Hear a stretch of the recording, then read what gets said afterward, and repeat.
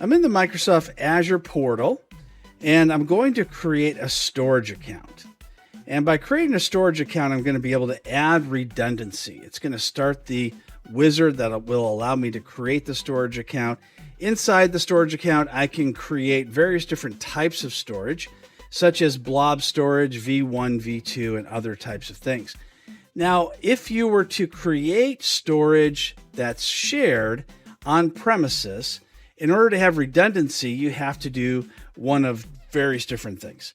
You have to either have clustering set up, or distributed file system, or virtual machines that are replicated to another server.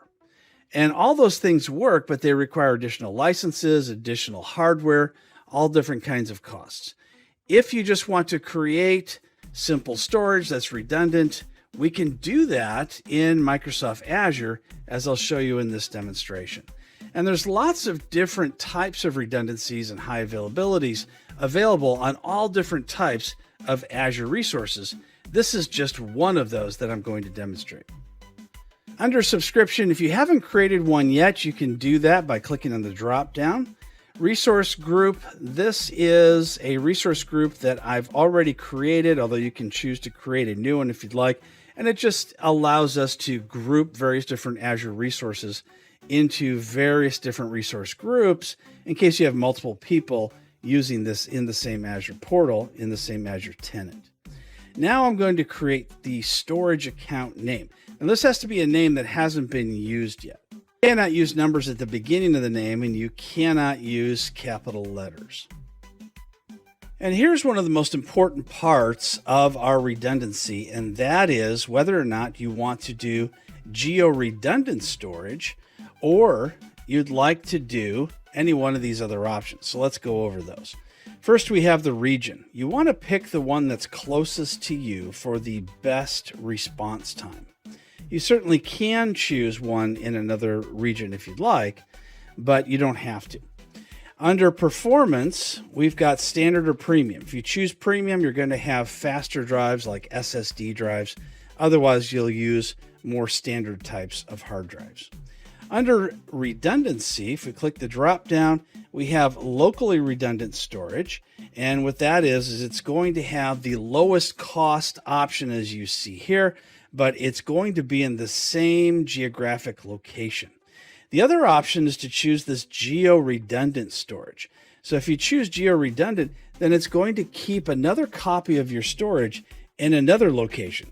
So if you have an earthquake or a major incident in your area, then your data will be safe and replicated to these other locations. Depending on which option you choose, you might see additional options such as the premium account type, different types of redundancy. It all depends on your area and what's available there. I'm going to click Next to continue on. And here's where you can check the box to require that the user have an Azure Active Directory account in order to be authorized for this resource. I think it's a good idea, but it may not apply to all different types of situations. Under the TLS version, TLS 1.2 is the highest and the best, and the one recommended. Previous versions may have security issues. Under SFTP, you can certainly choose that option if you would like to be able to access using SSH. It does require an additional subscription to make that happen. You can also check the box for enabling large file shares. And if you scroll down, you can see that you may not be able to get this to work in multiple redundant storage offerings because the file size can be up to 100 terabytes in size, and that's just too much to replicate. So we're going to uncheck that in order to keep our redundancy and our high availability. Under the connectivity method, the default is public endpoint, so all networks can access that. This works out well if you have a lot of home users who are accessing the storage and you don't have that much to worry about when it comes to security. If you are more concerned about security, you can specify which endpoints by selecting the networks or choosing a private endpoint. if, say, you have a VPN tunnel. Then there's the option for either the Microsoft network routing or the internet routing. The Microsoft network routing will get you there as fast as possible, but the internet routing does give you more options, more ways to get into the Microsoft network in case you have a problem connecting.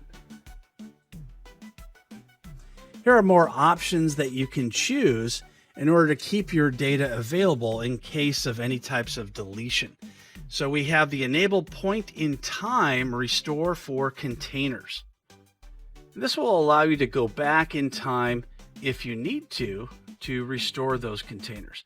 Then we have soft delete for blobs. So if you delete your blob storage, then you'll have 7 days to get it back. You also have the same thing for containers, and you can change the amount of days if you'd like, and the same thing for file shares. And this can be really important for your redundancy.